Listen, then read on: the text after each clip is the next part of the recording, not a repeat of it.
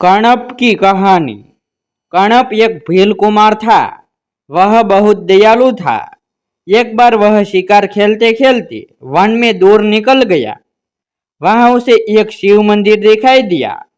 उसने यह सोचकर कि अंधेरा हो रहा है, कहीं भयंकर पशु भगवान शिव को कष्ट न पहुंचाए। धनुष बाण उठाए और मंदिर के बाहर पहरा देने लगा।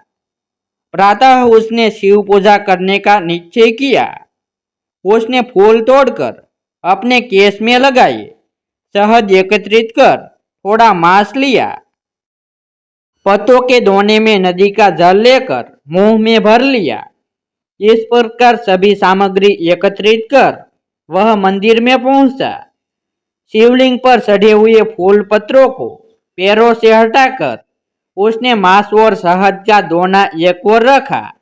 फिर मुंह में भरे जल को मूर्ति पर उड़ेल दिया। तदंतर सभी वस्तुएं अर्पित कर वहां से चला गया। थोड़ी देर बाद एक ब्राह्मण मंदिर में आया। वह पास के गांव में रहता था और प्रतिदिन पूजा अर्चना करने वहां आता था। मंदिर में मांस देखकर वह बड़ा दुखी हुआ। उसने पूरे मंदिर की जल से सफाई की, लेकिन अब उसे प्रतिदिन सुबह मंदिर में मांस दिखाई देने लगा। एक दिन उसने छिप कर देखा कि एक भील बालक मांस लेकर पहुंचा। वह कणप था। मंदिर में प्रवेश करते ही कणप ने देखा कि शिवजी की मूर्ति के एक नेत्र से रक्त निकल रहा था। यह देख वह दुख से रोने लगा कि किसी पापी ने भगवान का नेत्र फोड़ दिया है। उसे इधर उधर देखा, कोई दिखाई नहीं दिया।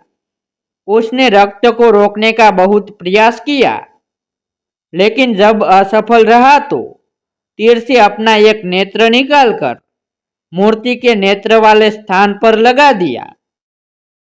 ऐसा करते ही मूर्ति के पहले नेत्र से रक्त निकलना बंद हो गया, लेकिन दूसरे से रक्त बहना आरंभ हो गया। यह देखकर कणप ने जैसे ही तीर से अपना दूसरा नेत्र निकालना चाहा, तभी वहां भगवान शिव प्रकट हो गए। उन्होंने उसका नेत्र पुनः ठीक कर दिया। फिर उसे मोक्ष का वर देकर अंतर्ध्यान हो गए। उसके कारण ब्राह्मण ने भी भोलेनाथ के दर्शन पाकर अपना जीवन सफल कर लिया।